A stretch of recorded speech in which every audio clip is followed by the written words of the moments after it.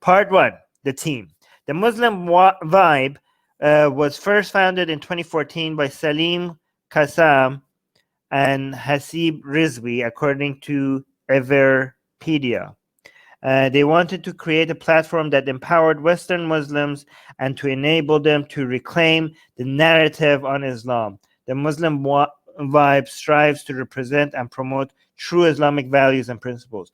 By the way, before I even knew this about Muslim Vibe, on this channel, on Atheist Republic, I told you that there's a lot of investment, just like Turkey is doing with Germany. Iran is doing with, North American and Western European investment in acting like they're just Islamic channels or mosques or community centers, but basically they're building the foundations for direct influence from Tehran in countries like Canada, United States, United Kingdom. And this was a couple of years ago. And we saw marches for Hussein in Vancouver, for example, that I recorded and I showed you guys. That is the interesting thing about them. They didn't even mention anything about Islam, and nothing about Shiism, nothing about Islam. It was just about about Hussein. Like, they're very clever. Okay, let's continue. But this is something that basically it's like a pyramid, right? You don't worry about the final agenda. You just build the foundations of influence, and then you worry about how you use it eventually later. Okay, very, very clever strategy. And again, this is something that all countries do with each other. So it's not like, but when it comes to countries like Turkey, Saudi Arabia, and Iran has done that very much more effectively than other countries, is that they use that they managed to go under the radar by using the whole freedom of religion, because this whole thing has a political agenda, a political goal at the end. But the way that you sneak in through the back door is by making the entire thing about religion and nothing about politics, to begin with, at least, right? And this is something that, for example, France is recognizing right now, right? Macron is recognizing right now, as so they're trying to deal with. But anyways, let's continue. Taking a closer look at Salim Qassam, we find that according to his LinkedIn profile, he was a former employee at Ahlul Bayt. Ahlul Bayt means, whenever you see Ahlul Bayt, yeah, that should scream Shia at you. Okay, basically. Okay, so I don't have time to explain right here now. Ahlul Bayt TV, a major Shia platform which promotes pro-Khomeinist agenda. Okay, so when you hear pro-Khomeinist, this is not your just any kind of Shia Islam. Okay, this is a very specific. It's even more specific than just saying 12er Shia Islam. Okay, this is it's very specific, and recently for the past 40 years, it's a 40-year-old movement. Okay, and it's a very specific part of 12er Shia Islam. So the pro-Khomeinist agenda, as you will find, this link to the Ahlul Bayt TV is a recurring theme with employees at TMV. So basically, TMV is connected to this other thing that was before, which was Ahlul Bayt TV. Okay, so if you see the TMV doesn't have anything about Shiism in it, right? Because they're trying to appeal to a broader audience. What Daniel Hayraju is saying is that they do have a Shia agenda, but they're hiding it by not mentioning any of it, right? So he's trying to highlight all of that. Okay, so let me see.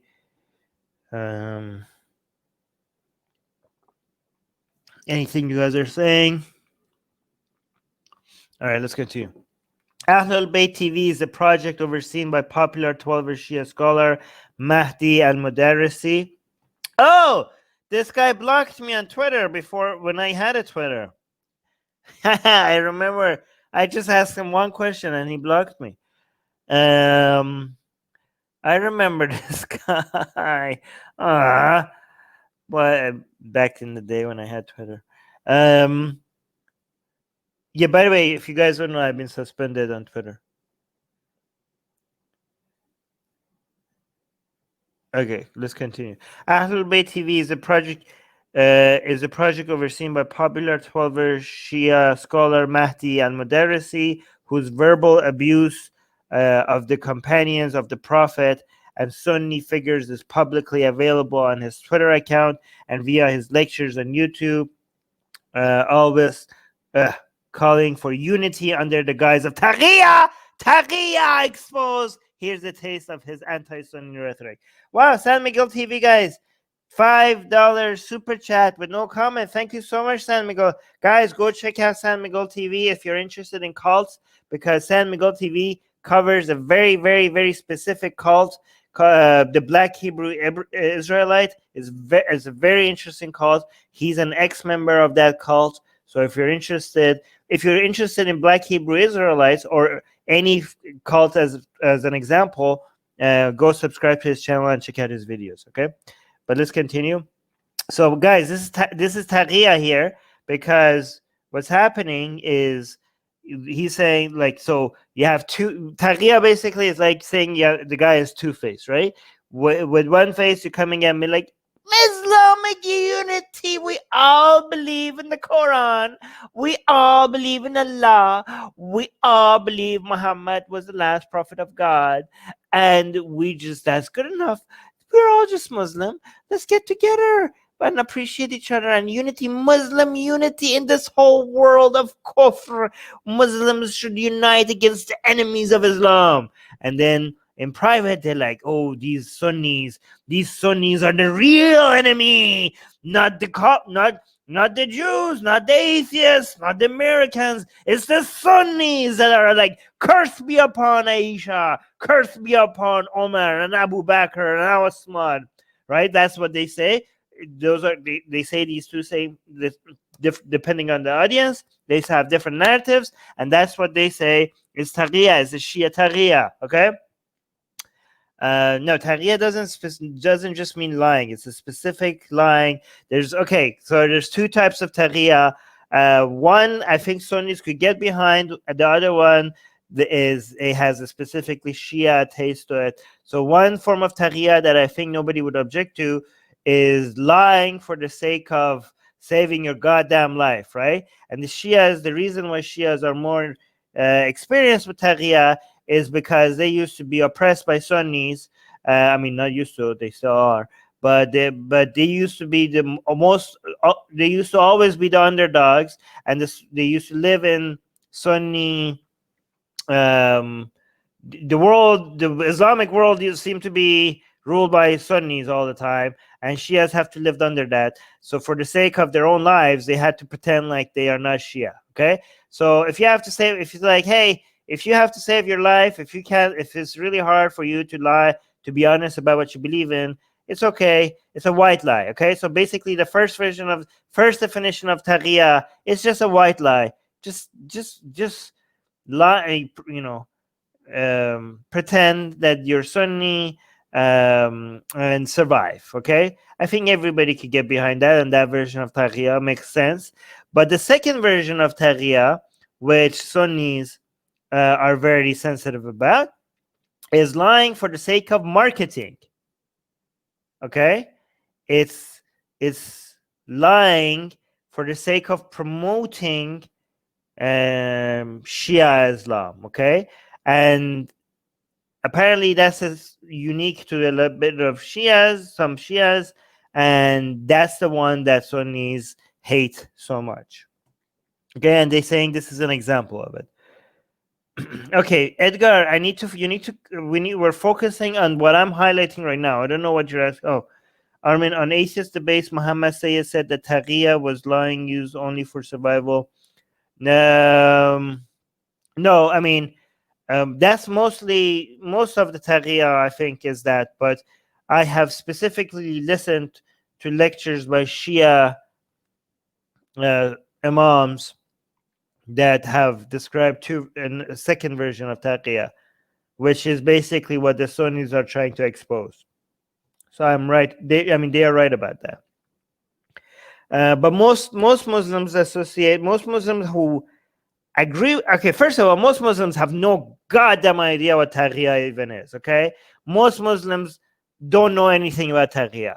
Okay, I myself learned about taqiyya after I left Islam. Okay, from the Muslims who do know about taqiyya, most of them agree with this understanding of what taqiyya is. Okay, this is a very unique.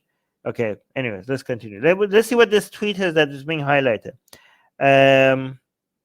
Sayyid Madaris is saying life would be meaningless without the bulb.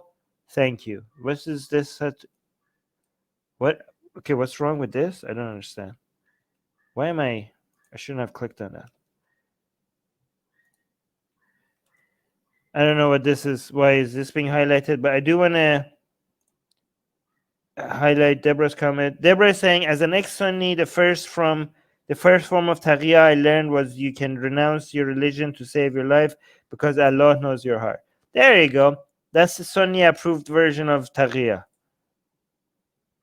Dali is saying, in Islamic tradition, Ahlul Bayt primarily refers to the family of the Prophet Muhammad. Yes, and to a lesser extent, his ancestors are Abraham. Yeah, but when Shia say Ahlul Bayt, they have a very specific family members that they have in mind, not every single one of them. Oh yeah, actually, you're saying that right after. Didn't you just say that? Hold on. Yes, in Shia Islam, the Ahlul Bayt are central to Islam and interpreters of the Quran. Yes, and again, not all family members, like not all the wives of Muhammad, specifically just Ali, Hassan, Hussein, Fatima, and all their children. Basically, that's basically it. Anyways, let's continue with this. Wait, most Muslims rejected. I was allowed to lie to any non-Muslims under that rule. Yes, yeah, most Muslims do not find this. Anyway, let's continue. So what's wrong with this tweet? It's talking about light bulb. In this tweet, Mudarrisi uses a light bulb. Oh, okay. A reference to a common slur used by 12er Shias to refer to the acronym bulb. Wait, which stands for Bar Omar Lanat Bishamar. Bar Omar Lanat Bishamar. Ha! Ha! God damn it. Okay, which means may Omar be cursed endlessly. So Bar means two. Omar is just Omar. Lanat means curse. Bishamar means endless. So that will be bulb. So he's saying life would be meaningless without the bulb. So they just this is kind of like their dog whistle. The light bulb is the Shia dog whistle to curse Omar. Amazing. Oh, okay. Who is Omar? Omar is the second Khalifa, one of the most hated figures by Shia Muslim in Shia Islam, but revered by Sunni Muslims. That doesn't make any sense grammatically. No, it does. Bar Omar Lanat Bishamar.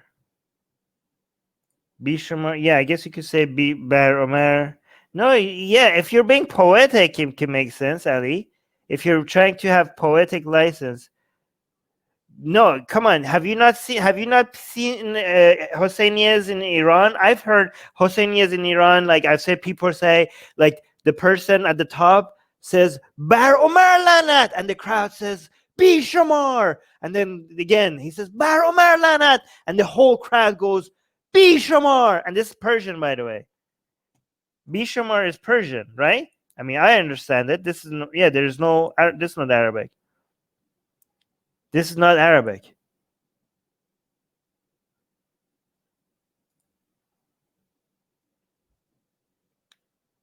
By the way, for people who don't know, Deborah is an ex-Christian and ex-Muslim at the same time, and she was part of Hizb ut-Tahrir. And she's saying one of my children is named Omar. Oh yeah, that's not a very popular name in my. If somebody is named Omar, they come from a Sunni background, not from a Shia. So Ali, have you not seen the videos of Hosseinias in Iran? People saying Bar Omar Lanat, and then people say Bish Omar. Yes, Qasim is saying B is a Farsi prefix. This is not Arabic. This is Persian, which shows where all of these ideas are coming from. Is it true they have a shrine in Iran of Omar's assassin? I do not know that. That would be amazing. Yeah, it's very poetic to a lot of Iranians that Omar was killed by his slave, who was an Iranian. That's like, people think like that was poetic justice. Anyways, let's continue. That's amazing. Light bulb. Okay. Take this test to find out whether you qualify as Rafidi. Hint, most don't. Okay, I need an explanation for this. Khadija saves Islam from the brink of extinction and gets no mention. Wait, what is this Rafidi? Guys, do you know what this is about? I don't understand this. Aisha wages a war and kills tens of thousands and gets all the attention. So they're basically saying the woman that you should pay attention, the wife of the Prophet that you should be paying attention to, is not Aisha, is Khadija. I never understand. Maybe Deborah, you're an I'm an ex-Shia, you're an ex-Sunni. Maybe you could explain this to me as an ex-Sunni. Okay, Deborah.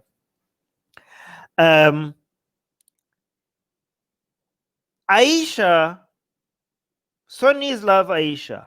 They call her the mother of the faithful, al-Mu'mineen, the mother of the believers. Okay, not the mother of dragons, the mother of believers. Sorry, that was me.